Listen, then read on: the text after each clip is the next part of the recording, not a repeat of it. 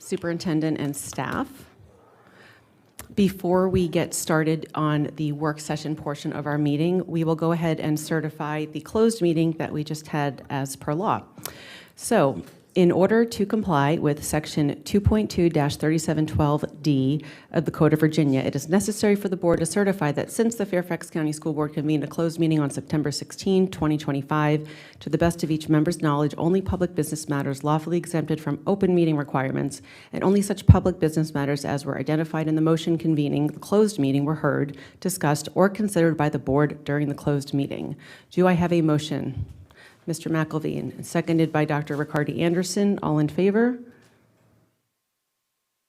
That is unanimous for the board members at the table. Oh, Ms. Sizemore-Heiser, away from the table. Thank you.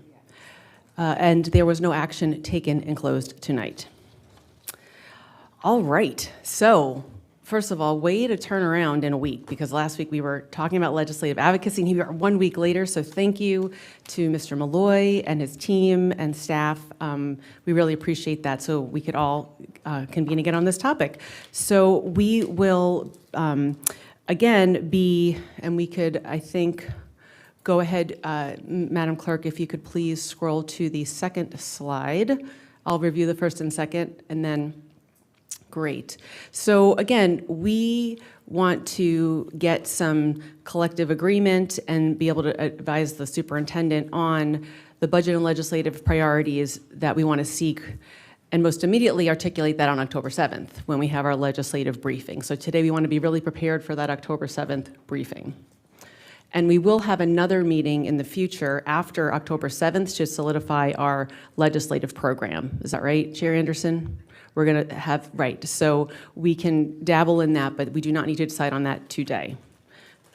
So our objectives on the next slide, again, we'll have a status update on the board's current policies and the JLARC recommendations. We're going to reach consensus, hopefully, yes, on future board budget and policy priorities to help guide the government relations work. Again, thinking about what we want to share with our colleagues on October 7th. Decide on the focus and the content, which we did talk about last time, so you'll see that fleshed out here. And then share details. We'll hear from Mr. Malloy about how to go about making a budget amendment, doing the bill submission process. So with that, we will hand it over to Mr. Malloy to continue. All right, good evening, everybody. I understand we have a little bit less time than we originally had planned, so I will go through a few of these slides relatively quickly. We'll get you to your discussion as quickly as we can. So at your last board work session on legislative matters, I think a request was made to get a little bit of an update on where things were relative to your existing priorities and to the progress that's been made towards the JLARC report and the recommendations of the JLARC report. There are two attachments that are actually included as part of the agenda item that has a lot more detail than this, but just from a very high level perspective, I just wanted to point out that incremental progress has been made in several areas in terms of your legislative priorities. I think there was only one area where there was nothing either passed or even introduced that was related to your legislative priorities. Everything else had at least something introduced that was related to your priorities. Broader issues that are contemplated by your current priorities, they're still there. There's nothing that you can look at that list and say, well, that problem has been, or that issue has been completely solved. So those priorities, I think, are still appropriate. State cost, in most cases, remains the most significant barrier towards progress. A lot of your priorities have price tags, obviously, attached to them, whether it's additional state funding or additional resources, and that tends to be the sticking point for a lot of them. A lot of the priorities you'll see when you watch the legislative process will make it through a policy committee. The policy committee will agree with the idea, but then it'll get to the appropriations or the finance committee, and it's not in the state budget, so it doesn't move forward. So that remains a significant barrier. Although on the good news side of the funding ledger, there have been progress made on some of the JLARC recommendations. We talked about this at the last meeting. They fully funded the support cap at 2026 prevailing staffing, and they did add a per pupil funding increment for special education students. So I don't know, I don't want to spend too much more time on this. Okay, so now, with that as prologue, the next few slides talk about some of your initial considerations for priorities that you may wish to emphasize when you come to your October 7th work session, and also continue to emphasize even beyond that. But I think the first area really, this is kind of a budget, is consider this a budget bucket. The idea is to focus you on unmet needs and unprecedented uncertainty that's faced by school divisions. You'd be hard pressed to find a time where funding issues are under more uncertainty than we have right now. A couple of areas where you may want to place focus. One would be fully funding the biennial standards of quality rebenchmark. We talked about that at the last meeting, how important that is, that every 2 years the state updates its data, and that usually generates additional funding for schools. And then there are several JLARC recommendations that remain either unfinished in the case of the support cap.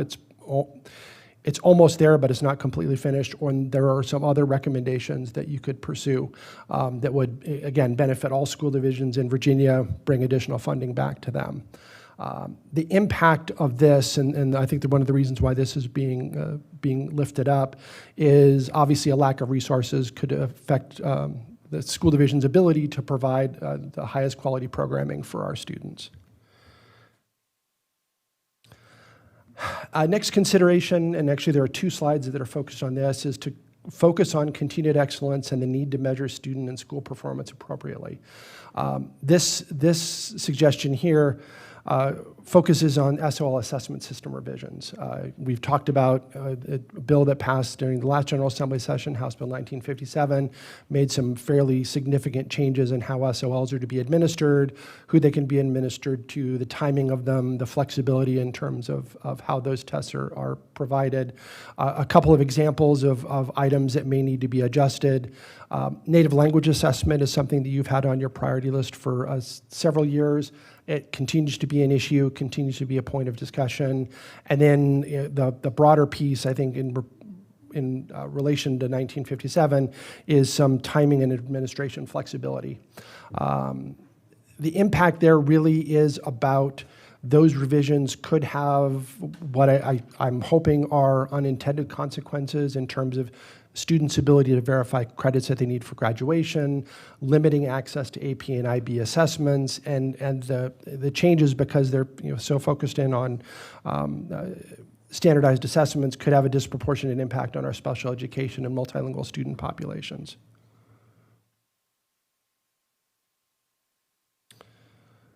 Yeah, thank you. I think we want to make sure we have that time to discuss and get to some consensus. So if we could just keep going, Mr. Malloy, thank you. Yep, absolutely.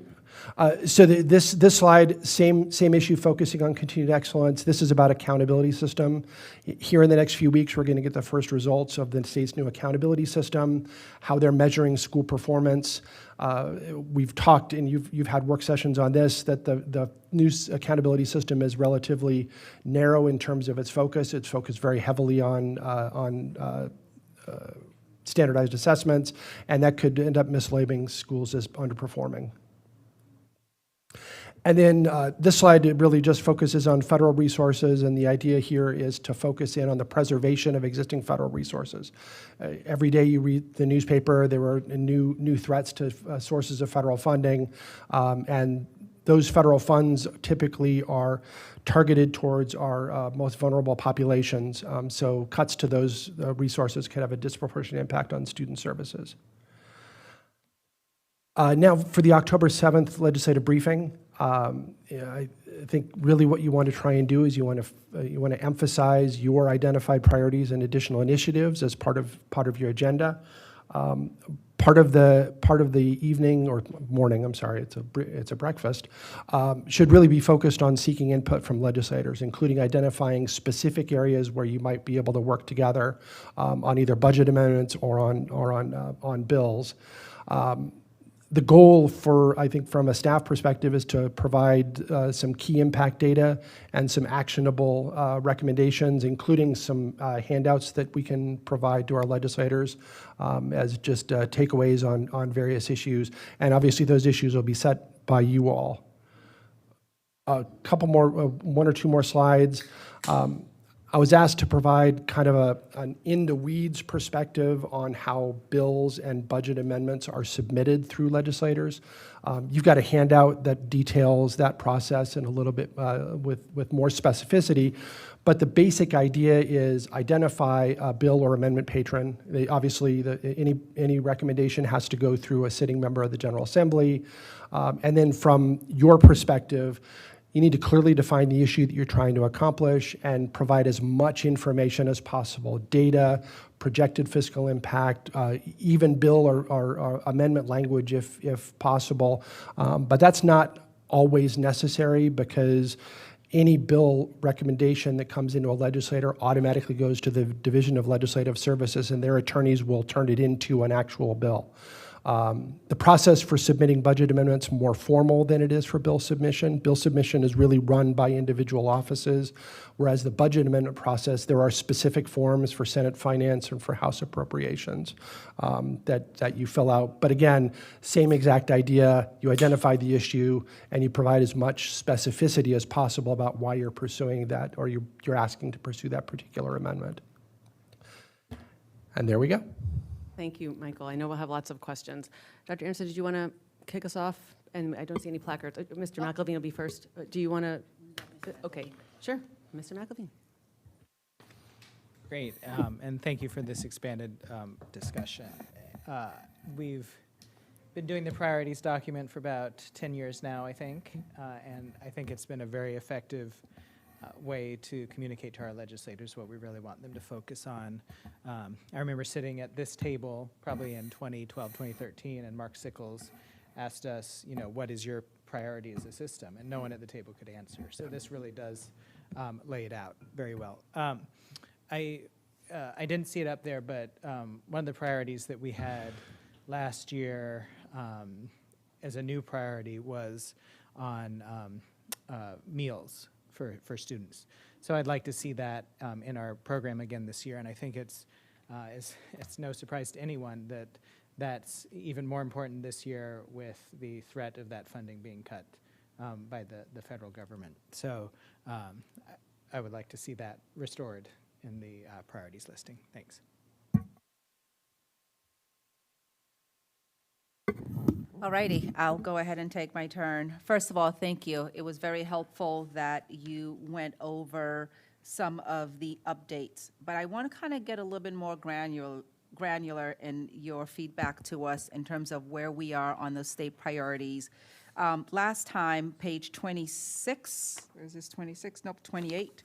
From the previous presentation you had for us, you listed our priorities from 2025. Can you just kind of walk me through the ones that were not touched in any way? You mentioned that some are in progress. Which ones were completely still kind of out in the ether?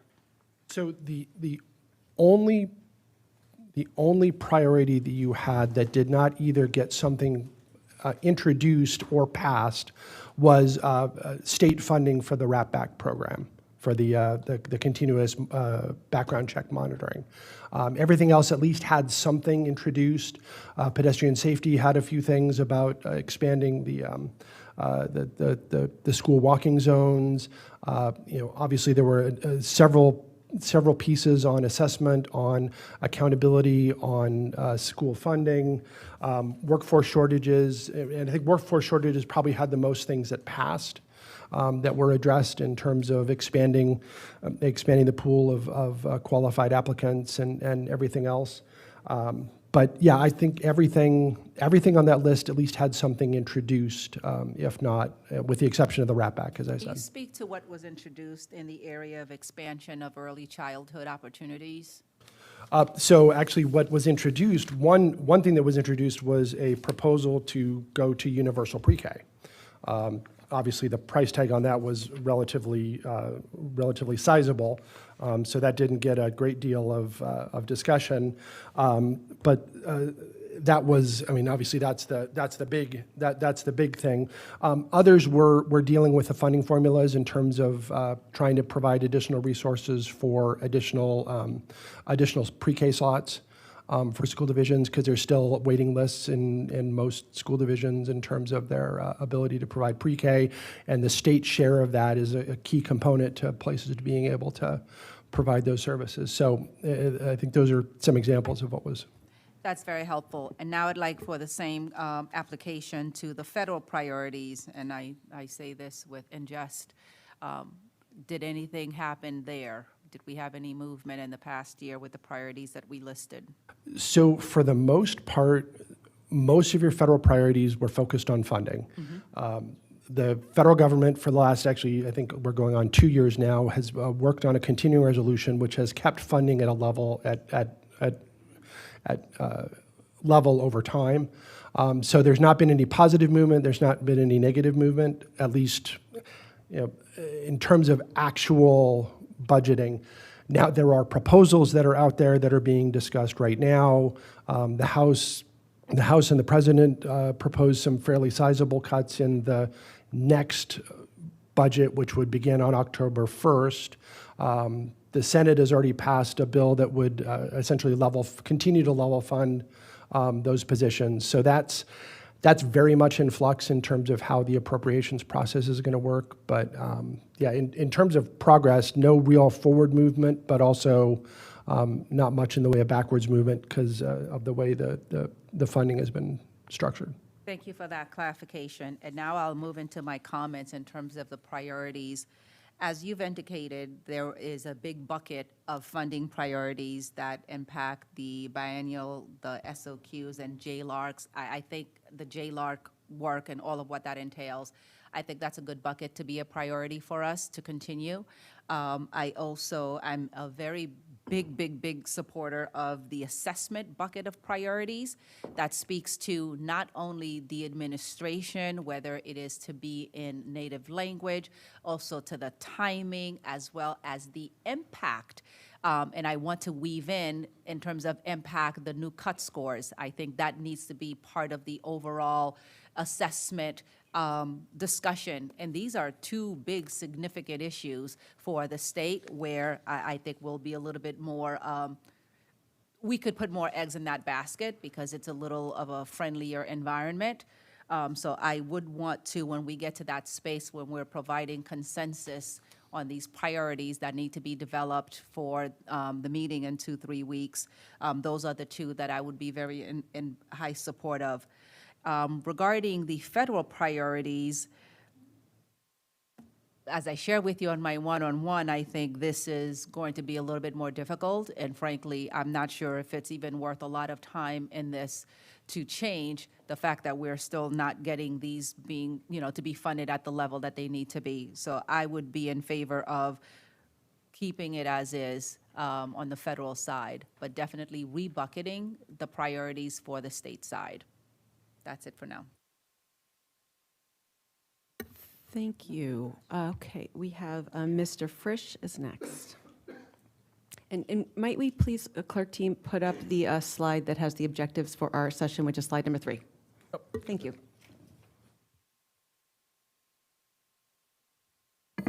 All right. On the legislative priorities for the federal, I think I agree with Dr. Anderson that they're all important, but I think it's more than keeping the same because they're not just underfunded at this point, right? Like they're in danger of disappearing. So, I think most of the language is fine for that in our program. We may want to adjust the way that we talk about it in our priorities. The program itself speaks to the need for this, that, and the other, which implies that they exist. So, and I'll be bringing a couple of amendments to the program that speak to other issues on the federal level. In terms of the structure, in terms of the state legislative program, I've been thinking a lot about in addition to the funding question and performance question, et cetera, what are the things that dog us at the state level routinely? And I think it's a lack of meaningful collaboration on the part of the Virginia Board of Education with local school divisions. And so I would like us to consider a plank in there about strengthening that collaboration and the stability of that relationship between the Board of Education and local school divisions. I know that various legislators are in conversations about legislation to do that, and so it's not clear yet how that's going to take shape, but language worded broadly enough that we can engage in the dialogue, I think would be beneficial. I think it's a needed reset come January. It's also one of the amendments that I have for the program that I'm happy to talk to colleagues about as I make my calls. Okay, great. And just to, Dr. Anderson, just check me, we're getting just general feedback, and then if you have feedback about the October 7th. So, great. And then after that, we'll take consent. Thank you. Okay, Ms. St. John Cunning, then Ms. Sizemore-Heiser. So, what kind of movement have you seen? Because this is something that, for me, and I know I'm not new to the board, but what stymies us a lot is our restriction in terms of how many of us can be in the room at the same time to discuss things. And I know that this has been on the agenda. Our work could be significantly more efficient if there was a percentage of the requirement of, this, basically the sunshine laws. What kind of movement have we seen on that, and how long has this been in our legislative agenda? I see it under the, the Freedom of Information Act. I think it's what, 8, adjusting the threshold to open meeting requirement based on governing board size rather than the current standard that applies regardless of the numbers of members on the board. And that doesn't cost money. That's not a money issue. That is a simple legislative issue that's not going to cost anything, but really, for larger boards, is going to allow them to be a lot more effective and efficient. So I can't give you an exact date. That language has been in the program for a while, and I mean, obviously the issue has been there for several years. It's a more contentious issue than you might imagine, because there is a viewpoint among open government advocates that having any conversations behind closed doors is inappropriate, and every aspect of the public's business should be conducted in the public. There shouldn't be behind the doors conversations. There was legislation introduced, Kathleen Murphy, and probably 5 or 6 years ago at this point, put in a bill. It didn't go anywhere in the General Assembly. It was referred to the Virginia FOIA Council. The FOIA Council declined to take any action on it, and that was exactly the debate that they had was, how do you balance government efficiency and the ability for a government to work well and do things in an efficient manner versus the public's right to know what that government is doing and how those decisions are being made. That's not to say it's not something that you can pursue, and I think it's obviously, it's remained in the program for a reason, but I think it is a little bit more contentious than you might otherwise think in terms of the way the General Assembly and the state perceives it. These restrictions do not apply to our state legislators, do they? I don't believe so. Yes. Okay. Yeah.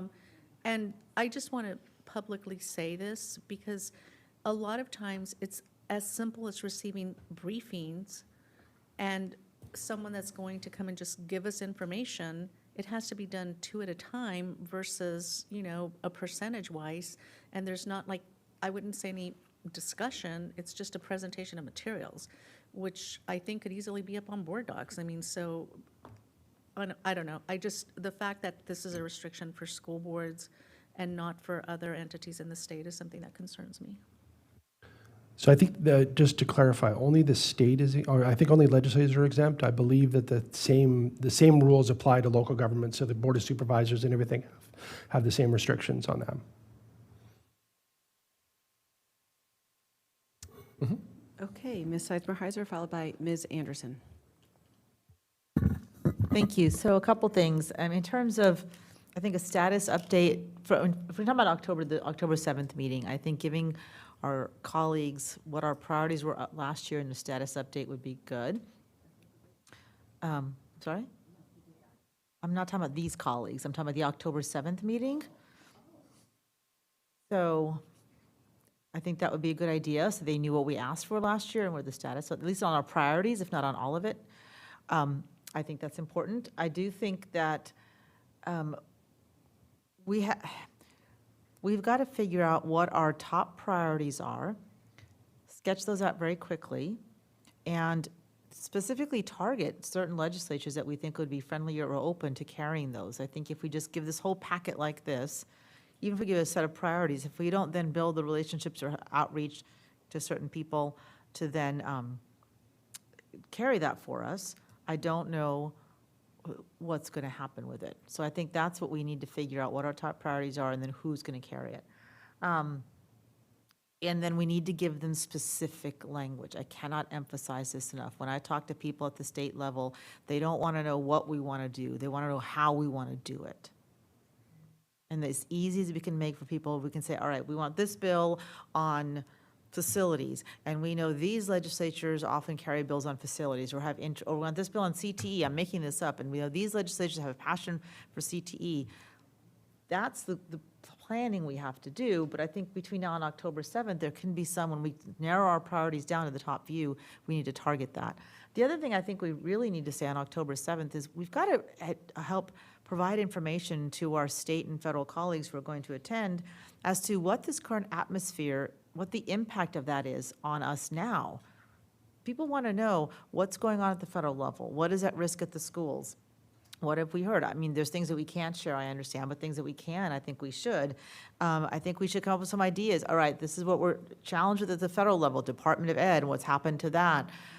You know, all of these things. By the way, colleagues, here's what you can do at the state level to help protect us from that, or help protect the students who are losing their protections. So I think we can't do this legislative program in a vacuum of the environment that we find ourselves in.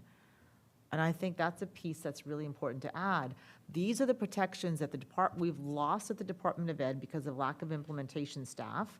And here, state, is what we want you to do, because at the end of the day, it's about our students and their education and having the protections that they're federally guaranteed to be able to be implemented and watched. So I think, and it's to make sure we have the resources and support we need to be able to provide that education for the students, and that our teachers don't feel afraid because of the atmosphere we're in, and with the funding that we're losing, that we have other places we can get it, so we can make sure we can abide by the law and our policies.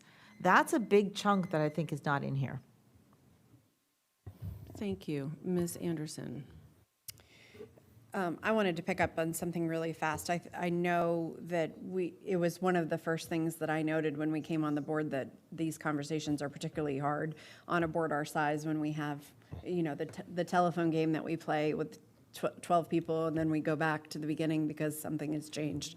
And it is a significant aspect of our work just to have those phone calls ahead of time. And so I don't think anybody on the board wants a lack of transparency in terms of the work that we're doing, but putting 3 people in a room sometimes is far more effective to just for accountability and understanding, you know, having that work. It would just ease up. So even if we could go to a percentage of the board, which wouldn't necessarily mean that we were over the voting amount or anything else. But to that end, I also want to point out that there are other guidelines and stipulations that actually cost our school board office a fair amount of money every year. And one of those is that right now we are required to advertise public hearings in newspapers, in physical newspapers. And so being able to change to a newspaper or an online notification would be extremely helpful for us. Madam Clerk, could you share how much the school board office spent on this last year? So we spend about 300, it could be upwards of 500, depending on how often we have to note per hearing. So every time we do a hearing, it also raises issues because the newspaper takes significantly more time. So last year, an issue got raised about whether or not we could do an additional hearing for something. It takes an additional week or two for our deputy clerks. She's saying two, for our deputy clerk. So really it ends up being 3 to 4 weeks out that we would know we needed additional hearing. So it's money and it's time, which hinders our ability. So it would be helpful. We already notice on bulletin boards outside of our office, which we're required to. We also notice online, which we seem to get a lot more feedback. We don't know that anybody ever seems to notice it in the newspaper, because if you see it in the newspaper, then you would be calling us to sign up for hearings, and that very rarely happens. So we think we would be more effective with the online and save our school board office actually thousands of dollars by taking that route. It's a small thing, but it's the things that add up, that add to the workload required to our office and just the general way we do business. So it would be something, I think, that creating, and I need to dig through to find out where the exact location it could be. But I do think, and I know we've done work on this in the past, but bucketing these items together to tell the story of what we're trying to accomplish, I think, is where we're going. And I always believe strongly that creating an attractive document means that people are going to be less likely to ignore it. So anything we can do to that end, I think, is also really important. Thank you.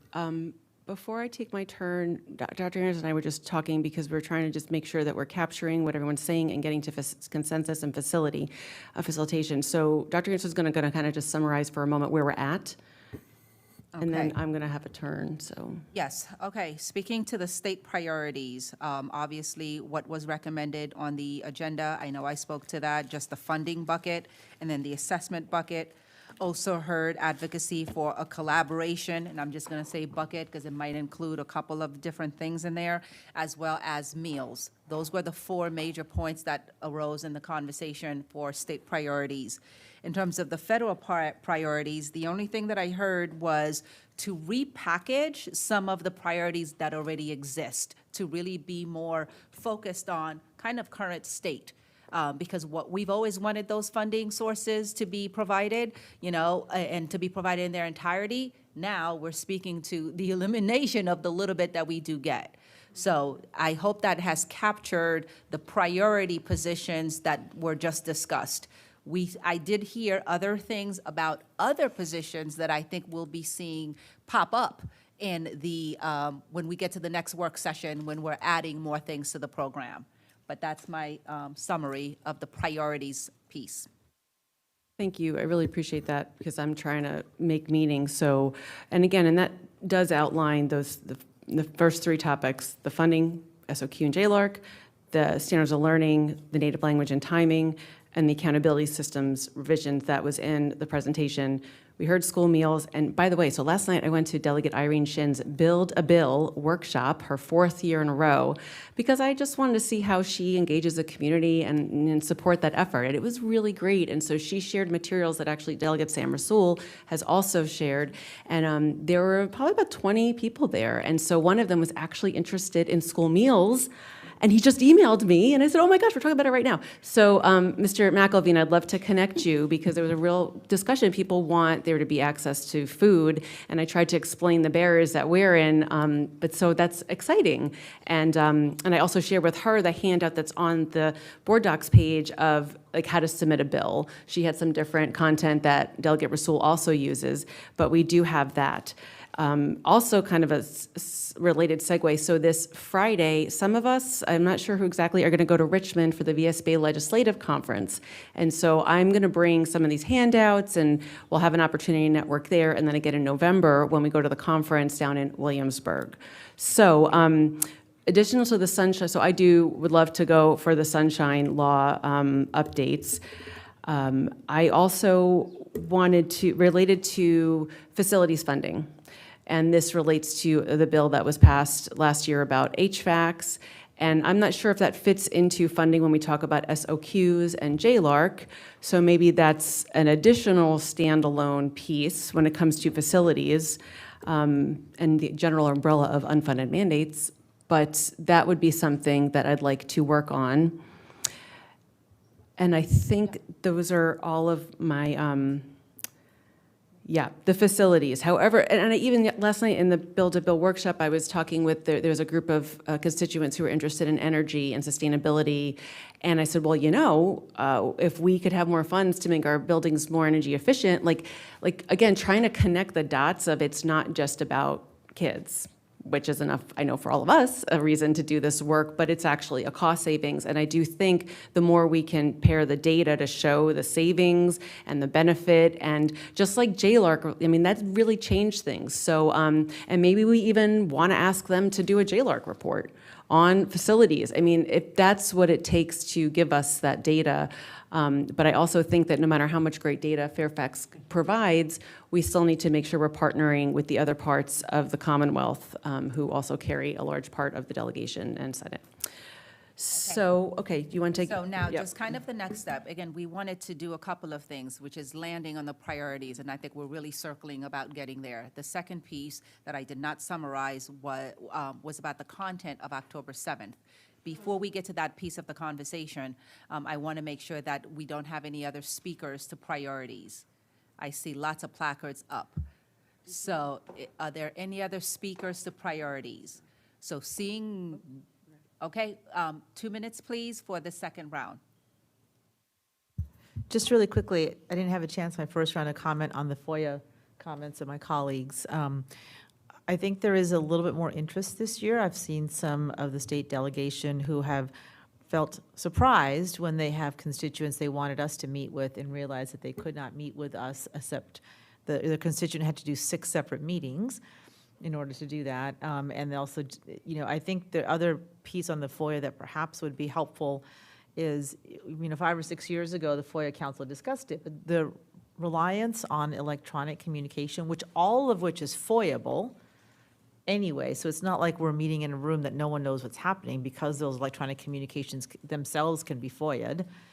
I think that changes the conversation a little bit about, even if we still have the same 2x2 requirements, perhaps there can be some more clarity and guidance around the use of email, about replying all. Some of the folks I've talked to are like, what do you mean you can't reply all? I'm like, no, it's considered a meeting to reply all. And, you know, when maybe some more guidance around what is real-time communication that looks like a meeting versus email, which may not be real-time communication, or working on a Google Doc, which again is also FOIA-able. So if the public wanted to find out what we're doing on any of this, it's FOIA-able. We could post things on board docs if we need to. But I think maybe instead of saying, let's get, you know, reduce the 2x2 requirement or nothing else, maybe we can find some common ground in community and constituent meetings where we're not making any policy decisions, we're getting information can be larger. Maybe we can get some clarity and guidance around emails and use of electronic. That would also help us a little bit more. So I just think that there's maybe more space in this conversation that we should have. Thank you, Ms. Sizemore-Heiser. Just one clarification question was, is your statement to lift the FOIA conversation into board priorities, or just to revise how we currently capture it in the regular position program? Both. Okay, so that's what I thought. So thank you for that clarification. So as of right now, we have 6 different priority areas. To make this easier, instead of going one by one, I'm just going to ask, are there any objections to these 6 areas? I had named 5 previously, and I'm adding the FOIA as the 6th. Read them one more time. Okay, we have the funding bucket, and this is a state priorities that I'm speaking to. We have the funding bucket and all of the money therein, the assessment bucket, we have the collaboration bucket, the meals, the facilities, and the FOIA. Dr. Anderson, the accountability system revisions. All of that is under the assessment bucket. Okay, I had that as separate, because aren't there 2 different bills speaking to it? So that's why I thought, It would functionally be, you would need separate legislation because they're separate sections of the code. we need But, to separate it? yeah, I think it's probably better if you keep them as two separate issues. So then we'll separate that, and then we'll have 7 priority areas. Plus federal, though. So I had Right, this 7, is just the state piece Yeah. right now that I'm going over. Yes, and then I'd love to share a comment, Dr. Anderson. So are there any objections to these 7 areas to, and we'll worry about the wordsmithing at another time, but these are going to be our priorities to be presented on October 7th? Okay, there are no objections. Go board.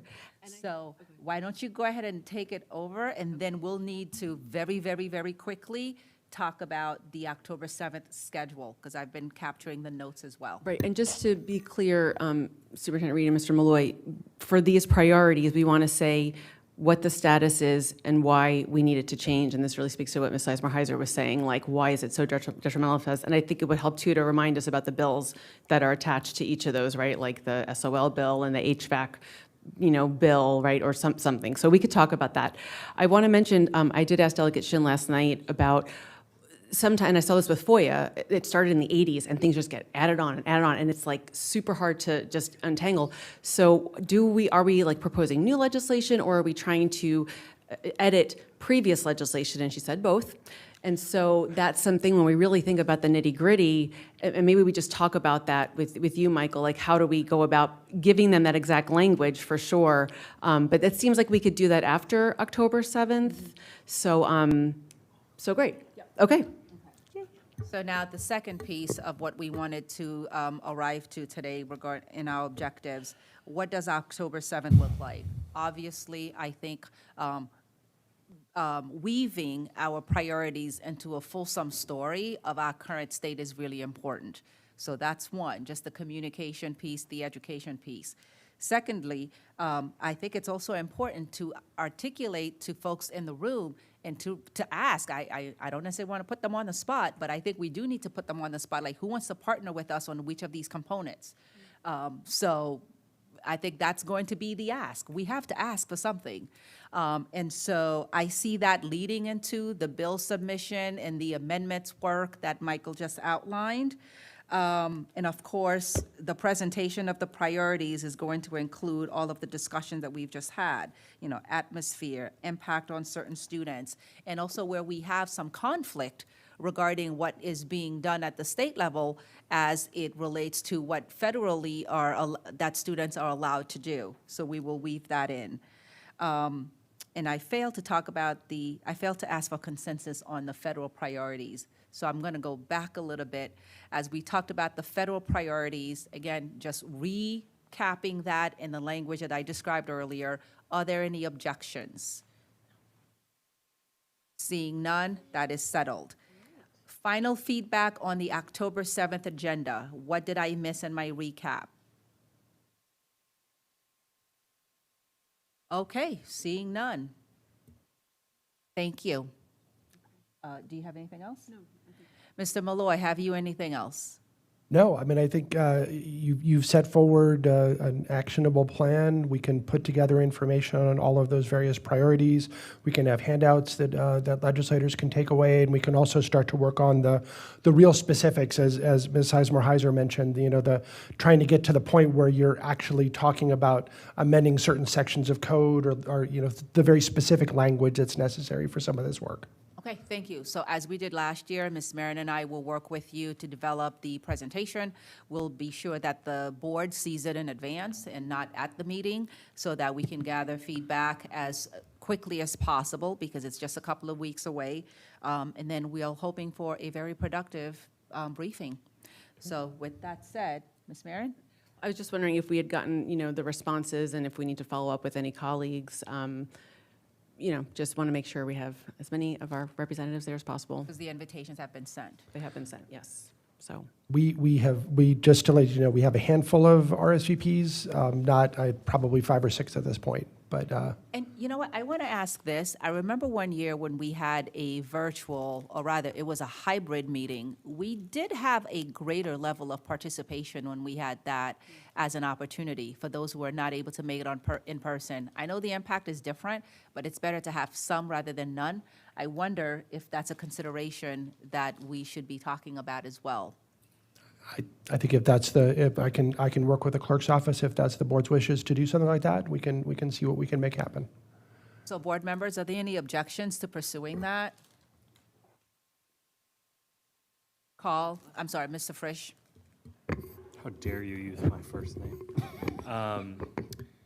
Not generally. I think what's more likely is that more staff attend the meetings, which is not necessarily a bad thing, but I think it also dissuades members from showing up in person. And if we want to do it a little differently, and I quite like the idea of trying to pin people down on what they might be interested in partnering on specifically, I like that a lot, depending on how we approach it. Write the bill now. You're not getting out until. Don't worry, we got plenty of eggs.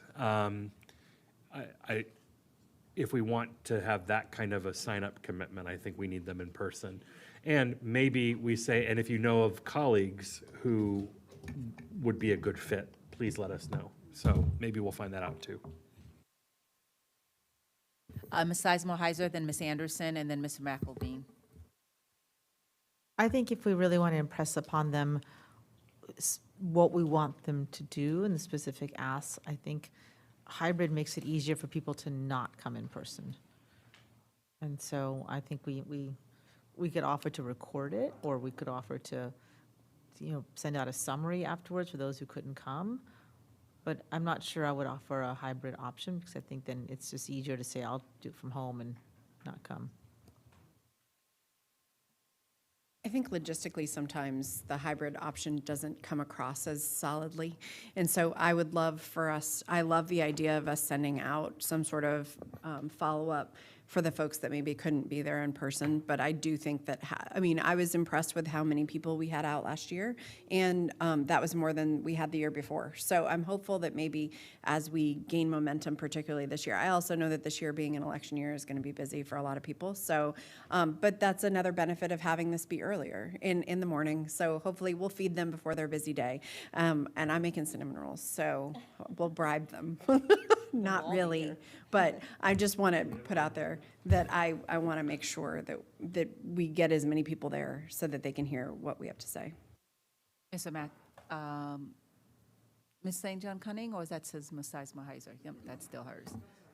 Okay, Mr. Yeah, Moon. I just want to know my concurrence with my colleagues on not wanting to have a hybrid. Ms. St. John Cunning. So I just want to say publicly that it's worth it just for the cinnamon rolls. So maybe that will entice didn't some make of the our invitation. state. I'm telling Since it didn't you. make the invitation, I also like the idea of a follow-up, if they were not there, for us to talk about what, instead of just sharing the summary, but for us to really put a personal touch on it, not necessarily just from Michael's office. I think we should assign ourselves individuals to follow up with that were not in the room. So I want to mark that as an after action. But having said that, I think we are done with this part of the presentation. It is 7:04. We will take a 5-minute break, and we will start at 7:10.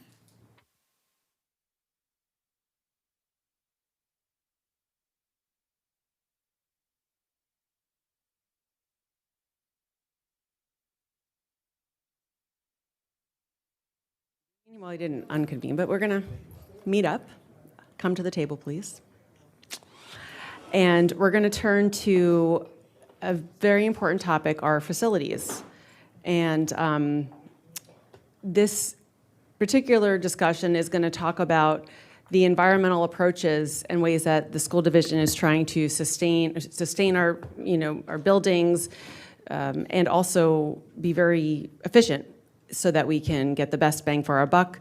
We know there's so much technology out there. We have said many times, though, that we are very limited in the funding and the way we are funded. And just a reminder that the annual budget that the school board approves is the operational budget of the year. That does not pay for the capital programming and, the capital facilities funding. That is what is on the bond. Very soon, early voting starts this Friday by our citizens of Fairfax. So we're going to hear about a new program called Green Globes. And thank you to facility staff Dr. Reed, do you want to mention a little something? Yeah, I'd like to, when you're ready, I'll introduce staff in the program. We are ready. Okay, thank you, Ms. Marin. So this evening, we haven't talked about Green Globes in a work session with this board, but we think it's important as we think about our JET goals and the work that we've been doing as a school division to be environmentally thoughtful and good stewards of good building here when we are able to do that in Fairfax County Public Schools. So I asked staff this evening to bring us up to date, and also our community who may be watching, that we are committed to the Green Globes process, and there are also statutory requirements currently in line with this work. So the building certification will be something that's described, and then we'd like to make sure we're able to answer questions from the board and have a discussion about this commitment. So I'm going to turn it over to staff to present a slide deck that is posted both online and in board docs for board members. And Dr. Reed, may I just clarify, I mentioned it's a new program. Is it new in the way it's being implemented in Virginia? I thought that there was legislation that maybe, or maybe I'm just misremembering. This exists, it's part of the, what we'll hear about more about, but it's not new in Virginia? It's not necessarily new in Virginia or new to us, quite honestly. But it's something we haven't spoken about or talked about publicly. I think and I think staff will review that, but there's LEED certification and then Green Globe certification, both of which are intended to talk about green building and economically or environmentally sound building practices. And I think we've had a lot of discussion both related to our CIP and our board priorities, and just want to make sure our board knows that this is a commitment that we are working toward and that there's statutory basis for it. Thank you. Go ahead, thank you. Thank you. Jessica Gillis, Executive Director of Capital Improvements and Planning, and I'd like to also introduce our Director of Design and Construction, Scott Eschbach. Getting started, good evening. We appreciate the opportunity to discuss the strategies that facilities services and capital programs employ to continue the commitment towards environmental sustainability. Through this presentation, we hope to share what our approaches to reaching these goals are, both past and present, as these strategies have been affected by the updated legislation. We will provide a brief overview of the certification programs available and the process undertaken by facilities services and capital programs to evaluate those programs. FCPS maintains a strong commitment to the design and construction of high-performance school projects in a manner which is environmentally sustainable and responsible from both an energy efficiency standpoint, while also enhancing the comfort levels of those learning environments. This commitment aligns with the core principles of the Joint Environmental Task Force to achieve net zero energy for all county buildings and major renovation projects in the future. Following our commitment to those goals and through the direction of the school board, the Facility Services and Capital Programs staff moved to develop all new construction or major renovation and addition projects whose planning and design begin in 2021 or later achieve net zero energy readiness or move towards net zero energy. Recent legislative changes at the state level have prompted a transition in our high performance certification strategy. Okay, past and current approach, CHIPS. So what is CHIPS? The Collaborative for High Performance Schools is a building rating system that promotes healthy, high-performance learning environments. Historically, our projects were designed, documented, and constructed seeking certification through CHIPS. This rating system focused on developing the healthy and high-performing environments for students, and FCPS currently has 42 projects registered with CHIPS, and that are either in design or are being constructed or completed. And 6 of those projects have received their final certification, with many others on track to achieve that certification, upon construction completion. In 2021, the Virginia State Legislature passed House Bill 2001, the Virginia High Performance Buildings Act. While the initial passage of this legislation did not impact the manner in which sustainable buildings were developed in our system, an update to House Bill 2001 in July of 2024, or the Virginia High Performance Building Act, rather, required greater efficiency and resilience in Virginia's public buildings. This update also added language clarifying that the word locality is to be inclusive of school systems. And as such, the legislation is now a major driver of how FCPS designs, constructs, and verifies our schools' sustainability design and energy performance. The paths available to track and verify this performance and achieve certification of our projects is limited to 2 rating systems: Green Globes, as overseen by the Green Building Initiative, and LEED, which is the Leadership in Energy and Environmental Design, as overseen by the United States Green Building Council. Under this legislation, CHIPS is no longer recognized as an acceptable certification pathway.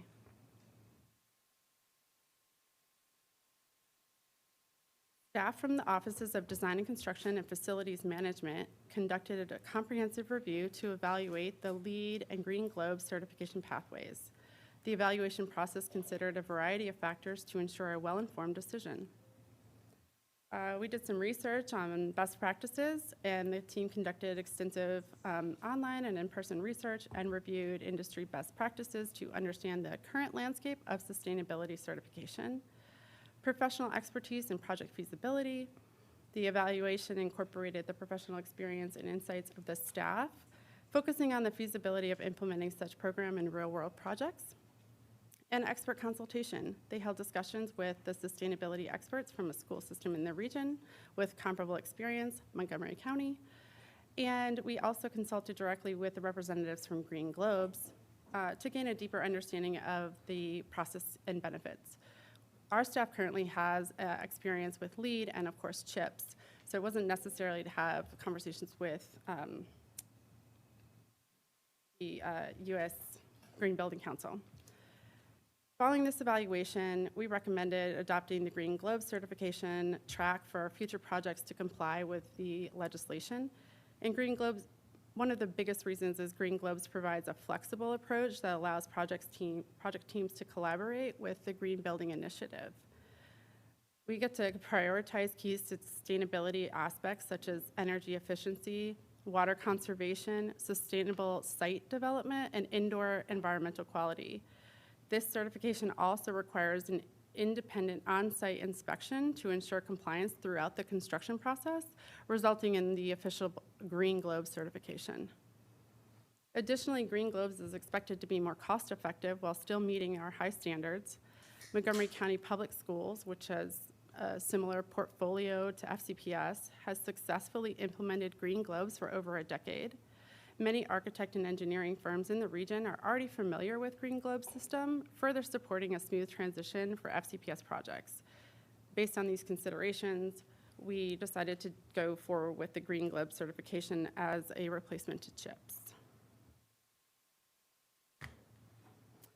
So this is a table of the staff findings just mentioned. In the categories of certification costs and process flexibility, Green Globes is evaluated more favorably for the needs of FCPS. Historically, LEED was often viewed as the primary rating system used regionally by school systems. But as I mentioned, Montgomery County Public Schools and FCPS share many of the same architect and engineering firms, and we did not anticipate concerns with familiarity of Green Globes. What is Green Globes? It's a science-based building rating system that assesses a project's environmental impact across multiple areas, including energy, water, materials, and indoor air quality. The biggest thing, and I'm going to keep harping on this one, is the flexible approach that Green Globes allows for each of our project teams to collaborate with the Green Building Initiative and prioritize key sustainability aspects. So following the progression of the previous slides, Green Globes will give our system the most flexibility in the achievement of certifications, as the path is not prescriptive and development of the pathway is collaboratively done with the Green Building Initiative staff throughout both the design and construction phases.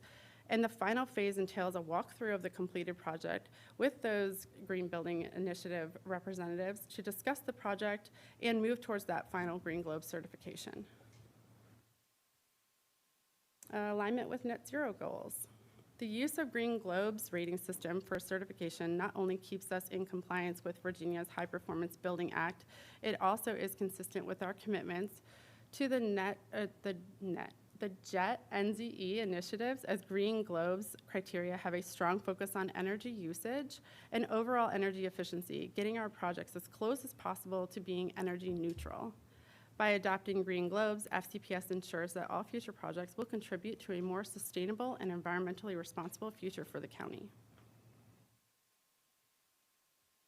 To summarize, our past method of certifying our school sustainability performance was through the CHIPS rating system.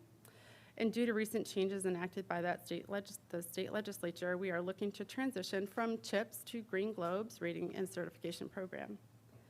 While this transition will keep us in compliance with the High Performance Building Act, it also keeps us aligned with those net zero energy commitments, all while using that flexible approach to meet the standards. The move to Green Globe certification is a proactive step that positions FCPS to meet both state legislative mandates and its own ambitious sustainability goals. The new approach will allow us to create healthier, more efficient, and more resilient school buildings for our community. Thank you. I think that's really exciting. I remember if our previous board member, Elaine Tolan, were here, I think, she was always talking about chips, and here we are, next gen. Dr. Reed, did you want to? I did. I just want to also mention to the board that we did, and thank you to staff for creating a one-pager, which you have at your site. It's also posted, and it's a bit of a summary statement also for the public watching about the Green Globes building certification, just in a very brief summary. So just want to make sure we have that. Wonderful. Mr. Dunn.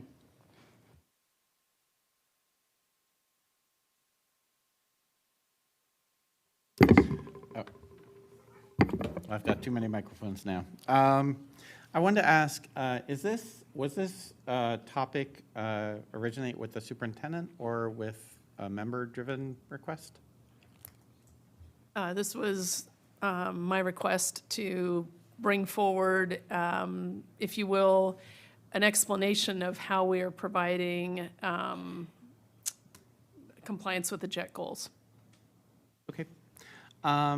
Is there any effect on we had discussed in a previous work session and previous board meetings a desire to shift from design bid build to construction management at risk and design build. Does the adoption of Green Globes have any impact in terms of slowing or hindering our ability to do that, or just no impact?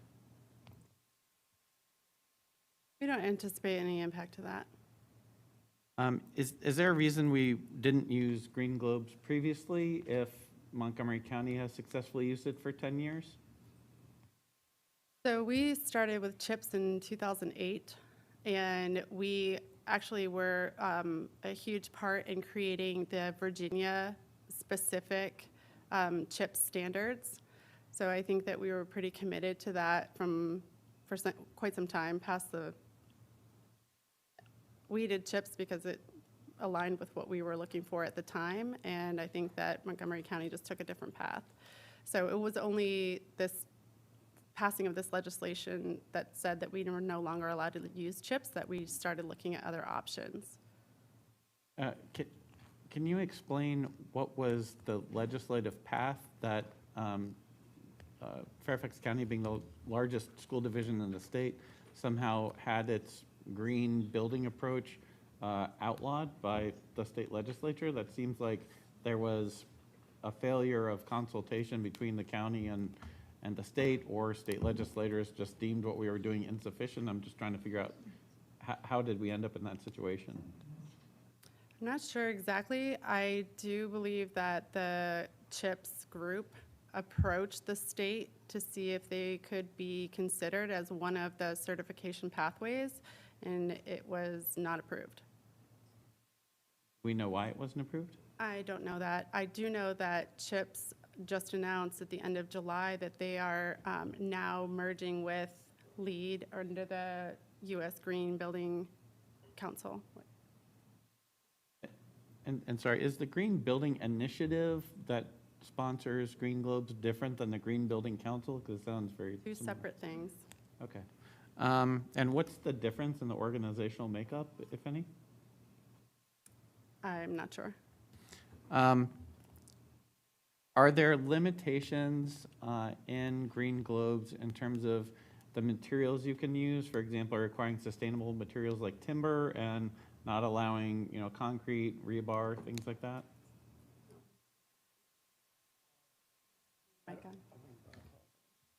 No, there's no restrictions per se in the materials as far as I understand. It's essentially, we've got 1,000 points. You get to the number of points you want to get to any way you want to get there. And they work with you in that regard. So I don't believe there's any material restrictions. Can you take like one of our ongoing design projects that we have underway, like Lee's Corner Elementary School that was approved in January, or any other that you choose, and just explain how shifting to Green Globes might require changes to the design process?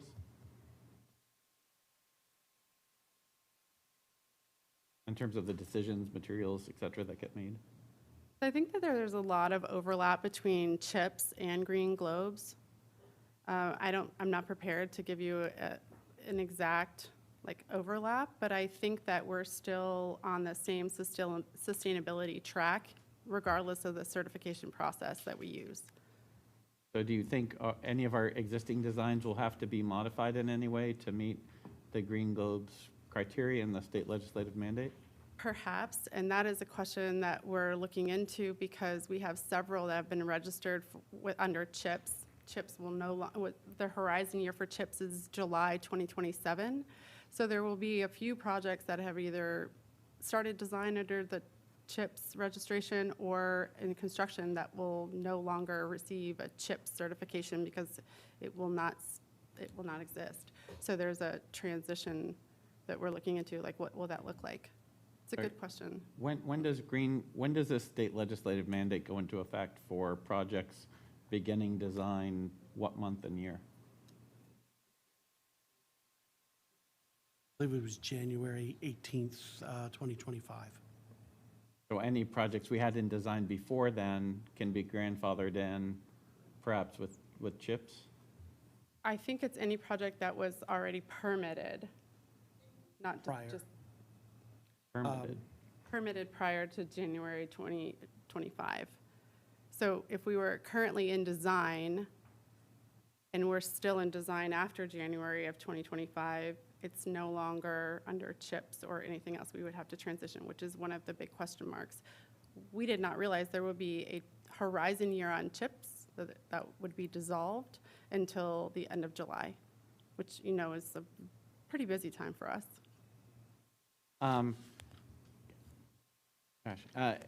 To what extent does Green Globes mandate net zero buildings? I don't know what Like net zero ready, net zero yeah, the energy buildings? mandate. I don't think it's not a mandate. So whether we design our buildings to be net zero ready or net zero energy buildings is still an option at the discretion of the school board. Yeah, I think that these are two different things in a way. So Green Globes is, we want to have as many as possible schools that are, energy neutral, net zero energy. I think that some of the sites will cause a restriction on becoming truly net zero. And so I don't think that it has a negative impact or has an impact on our approach towards net zero. I think that we are still looking to comply with the state's requirement that we have high performance buildings. And net zero is not a certification. So we had to choose between two, and that's where we're going with this. If I understand correctly, you have 1,000 points, you need to get 35% of the 1,000 points. What are the main methods by which FCPS can achieve at the most cost-effective price the certification?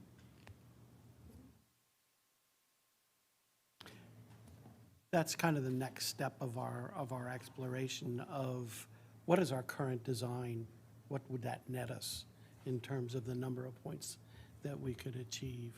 And I think that's our next step. But I don't think that it requires significant alterations to the way that we do business.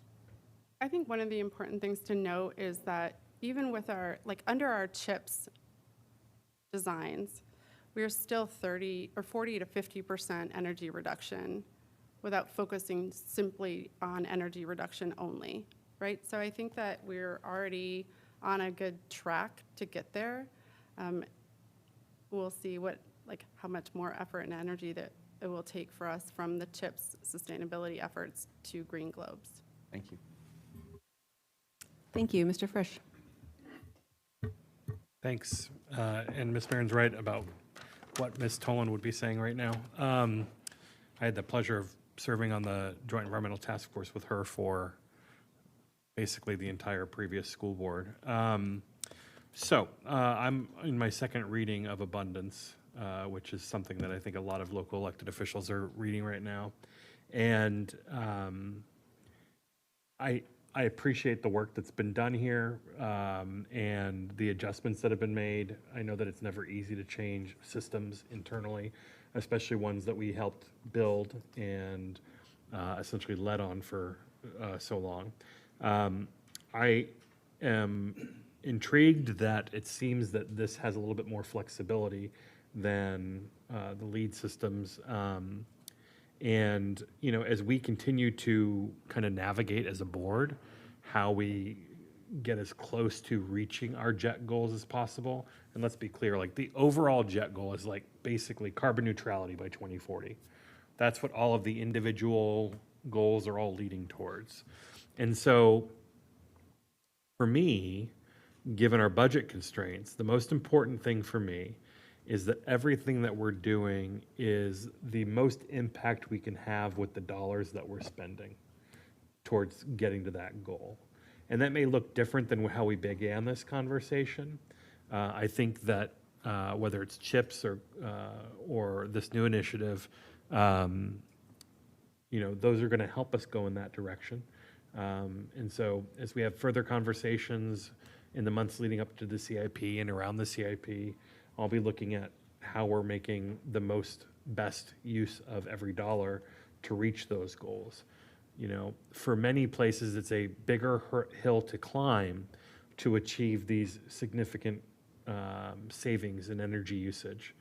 Or it's a lesser hill to climb to achieve these energy savings because they've done so little.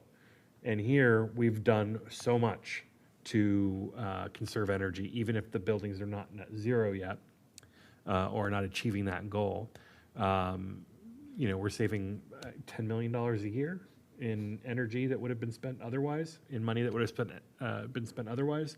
And that wouldn't have happened were it not for all the work that led up to this moment today. So I appreciate the presentation and the work that's gone into it, and I look forward to working with my colleagues and the superintendent on how we can maximize the impact we want to have with the money that we have. Thank you, Mr. Frisch. Dr. Anderson, followed by Mr. Moon. Yes, I'll be brief. Thank you again for sharing this. I think I need to kind of wrap my mind around what we're doing. So as I understand it, CHIPS is no longer available, so we have to find a way to be compliant with all of the things you've listed on the last page. And so you're offering the two options between LEED and Green Globes, and we're leaning into Green Globes because it's more flexible than LEEDs and it's a lower cost. Is that accurate thus far? Yes, ma'am.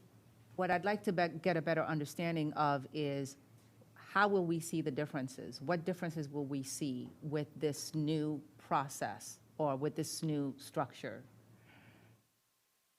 We're not exactly sure. Okay.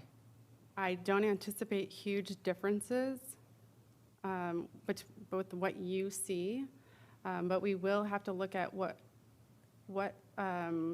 investments we need to make to the designs or what changes we need to make to the designs from CHIPS to meet those Green Globe standards. So part of that flexibility is, which was so enticing to us, is that there are other options besides just looking at the fixed environment. We can look at the site, we can look at, you know, the other fixtures, et cetera. But this is a move that we have to make. It's required, yes, ma'am. And so it's required, and so the recommendation is the Green Globes. So is that something you're looking for the board to vote upon, or it's just you're just telling us we're going with green globes? I didn't intend for the board to vote on it. It seemed like it was an operational decision that facilities has made based on their analysis of the two options. Happy to go back and look at it. We haven't done a great deal of Green Globes work yet. We're happy to go back and take a look at it. The comparison that was listed does make the Green Globes more, I believe it's more financially efficient, if I recall. So I expect that that was part of the calculus for the facilities team to, given our budget circumstances, to go with perhaps a more financially feasible, assuming that there are similar outcomes in terms of environmental positive outcomes. No, I mean, I see that, and we definitely know the dollars are tight right now. I just want to understand what is the role you want us to play in this? It was more so informational this evening because really haven't talked about it, really, that this is something that's come into effect that's not enabling us to use our CHIPS strategy previously. And honestly, I learned quite a bit as I was reviewing the documents as well, that this is a journey to net zero in many ways. And I think both LEED and Green Globes provide a pathway, but I think the flexibility and economic efficiency of Green Globes makes it maybe a bit more enticing. Sure. I would just love to hear, once you kind of wrap your minds around this a little bit more, because it's still fairly new, like what are the impacts? Like what should we look to seeing in our buildings based on current practices that are CHIPS focused, and as well as some of the questions that Mr. Dunn asked regarding our building.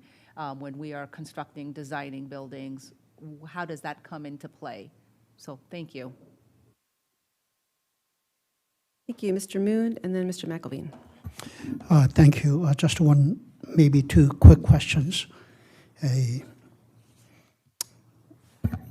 From CHIPS, which we used to rely upon, that used to be the standard, which is no longer available for us, from going to CHIPS to Green Globes, and also difference between Green Globes and LEED in terms of cost wise, would you be able to describe whether from going to CHIPS to Green Globes, cost might go up by this much, and the difference between Green Globes and LEED is this much difference?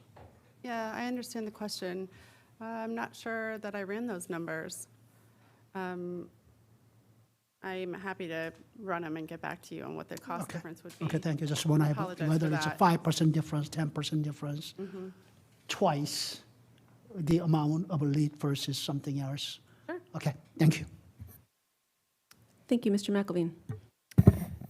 Thanks. And so, back in the day, I had many conversations with Kevin Sneed about CHIPS. And I always asked Kevin why we were not using LEED and using CHIPS instead. And what how he explained it to me is that CHIPS is much better suited to school buildings, whereas LEED is more industrial, commercial based. And so I think it makes sense that we would try to find an alternative to CHIPS that suits our facilities better than LEED. So it makes sense to me to go forward with relying on the Green Globe certification. That being said, I agree with Mr. Moon. I think we do need to see those the cost differential between the two, and because I think that would be helpful. And at the same time, I also believe it's an operational decision, so I don't envision us being too deeply in the weeds on this. Thanks. Thank you. I will go ahead and share some remarks. So just to gather where we're at, so we're moving to align with the certification system that is authorized by Virginia law. That makes it very clear what the school division has to do to achieve high standards to be deemed having efficient buildings. So, things change. We have a new system. It's got a snazzy name. So that's one takeaway from this meeting. The next thing I want to touch on is, of course, we know that we need money to do this. We know that we really would need $1 billion per year for the next decade or more to renovate our buildings. And that is such a big part of our work, this 8.7 billion in public facility assets. And so we've got to look to our main funders, and those are the county government led by the Board of Supervisors and the state government led by the General Assembly and ultimately the governor. Especially since we're working to achieve this Green Globes program, that is by law from the state. So we just had our session about state advocacy, and we did talk about facilities needs. And, in particular, there was a bill passed into law about checking, HVAC's useful life. And I think our facility staff is well aware that our HVAC systems are, where they are in their useful life. We know many have been pushed further. We had funds during COVID through ESSER to try and extend it. But we know from some recent events, too, in our schools that 20 years, well, that's the useful life of facilities, especially if they haven't been upgraded over the time the way that we would like and we know our professionals and our staff would like. So, so that's the one piece, the state piece. The Board of Supervisors, so they run the bond program. And this November, every Fairfax voter can vote on the bond. And this year it is for the school facilities. And every other year it's for the schools. And then it is for county facilities. Think libraries, emergency services, parks. What's interesting about the way that it goes back and forth is that we actually have 4 times the amount of square footage, and our facilities are used pretty much 7 days a week, as we know from data shared last year that we had 500,000 public events through our community use program, in addition to educating children and being a place of employment for staff. So I'd like to see us get to a real apples to apples comparison with our county use buildings. And I'm very eager to begin the work with the Board of Supervisors on the Joint Facility Review Committee. We were told that was going to start in October. I'd love to get that on the calendar because it's already quite busy. But I think ultimately when I think about the Joint Environmental Task Force, JET, while it accomplished so much, I don't yet see the partnership realized to actually make it happen. We have to talk about the funding. So just in summary, we want to maximize how we're spending limited capital funding. We've got the bond. We've got our CIP, which is leading to a facility condition assessment, and that's in tandem with reviewing our renovation queue. We've got policy updates. Our board last year, we did in governance and, or maybe just the work session, different ways that we could do contract and procurement to save money and maximize the costs. So I hope, I'm eager to keep talking about this. I hope we can keep reserving time on our agenda for this, especially knowing the facilities condition assessment is somewhere in the near future. So I'm happy to have the superintendent or anyone else respond before we go on to Mr. McElveen. Are you, no? Okay. Well, Dr. Reed? I echo the sentiment you shared. I think we have work to do, and partnering in that work is going to provide yield the best results for the entire county. Seeing as there's no other comments, I would like to share another round of comments. Yes? Okay. I'm trying to think tactically about how we put into motion the work with the Board of Supervisors and their staff.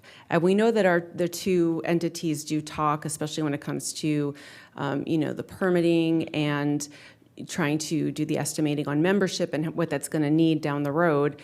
How do we take it to the next level? And that's actually the question I asked Donna Volkman a few years ago about Get to Green, and that's what ended up getting us the outdoor classrooms and the expanded teaching staff. So if we really want to get next level with our facilities, what's the next step? Because we've talked about this a lot.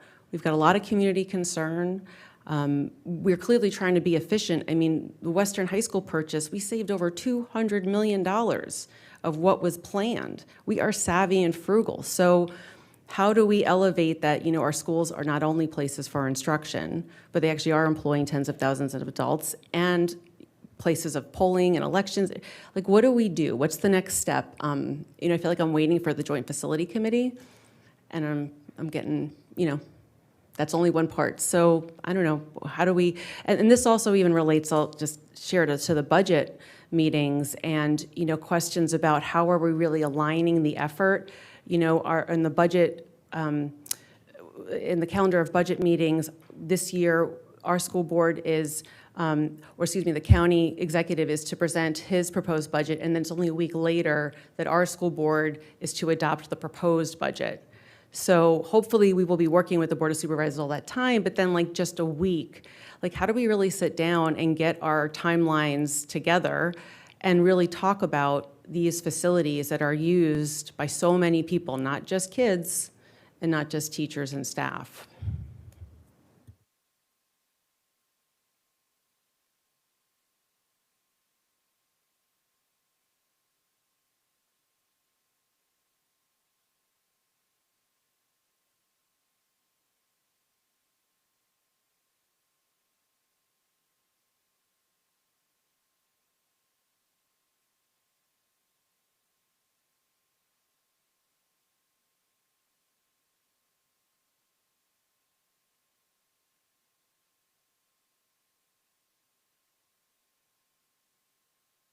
I was just conferring with Dr. Reed, this time of year is, again, when we put forth what is on that bond that we're going to ask voters to invest in. And while the school board does have the authority to move some of that funding around, like when we have an opportunity, like a beautiful high school comes to market and we want to, be savvy, there also are things on the bond that our voters hopefully, will see as an investment. So Dr. Reed, thank you for sharing a little bit more about that. Sure. Thank you, Ms. Marin. We're really excited to be able to bring a bond to our community that will benefit our students here in Fairfax County. We know,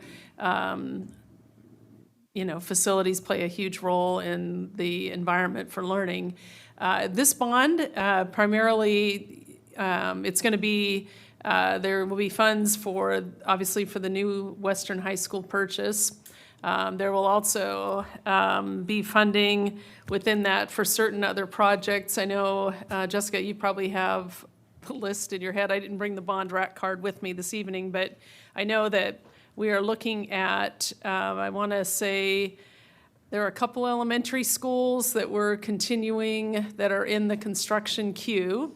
We're also looking at moving Twain Middle School, I believe, into, essentially we're following the CIP, right? That the board spends time every year to review. But we're looking at a couple elementary schools that move into construction. We're looking at Twain Middle School, which will move into design. We know that we're continuing the work on the Silverline Elementary design process that was on a prior bond, but we'll be moving some funds to complete that design in the next cycle. We're looking at Centerville Elementary School, which is in the queue to get that moving on this bond. And what were the other couple elementary schools, Ms. Gillis? So Cub Run Elementary School That's for right. construction, Center Ridge, also for Center Ridge and Union Mill for construction also, and then Twain for the planning and design. I don't know if it was Center Ridge or Centerville Elementary. Centerville High School, we identified as needing additional funds. And Centerville High School will be getting some funds for continuing the phased part of their construction. So there are a variety of projects that are in different parts of the county that are planned, and we'll provide a more detailed list of those bond projects in the rack cards that'll be going out very shortly this week. And again, a big thank you to Len Forkas and the team that is supporting that bond work, which is really critical work for our community. And all of the buildings, obviously moving into design at this point, will be utilizing the Green Globes initiative checklists and sustainability goals within those design projects before any kind of permitting is going to be done. Thank you, Dr. Reed. Ms. St. John Cunning. So I just also wanted to elevate how often our school buildings are used. And it's not just the use of the physical building that's important. It really is the center of a community. We see that by how attached our families and students are to their school and how much it means. But I think that sometimes what we fail to recognize is that these buildings are not used 9 to 5 and then closed. And that's a lot of wear and tear in buildings. We have those buildings open early in the morning. We have a lot of them being used for community meetings, for after-school sports activities, our high schools for the games and, the gyms and all kinds of things. So all of that is wear and tear on a building. And we love to have the community there. That's important. We want to have the community there, but it's not a 9 to 5 use like other buildings. And so all of these considerations have to be taken into account in terms of how we're going to run them efficiently and effectively and getting them to green. And so I just wanted to piggyback and lift that and let our community know that we're invested in doing the best that we can with the resources that we have, because we know that our schools are not just the centers of education. And let's face it, that's where most of our kids spend the majority of their time. So it's important that those buildings be a safe, supportive, and welcoming environment physically as well as emotionally. So I just wanted to raise that to, the level of awareness, because our buildings are more than just buildings. They're community centers for our families. And it really is important that we have these discussions with our partners so that they understand the meaning of them other than just a physical meaning. I mean, they really are at the heart of our communities.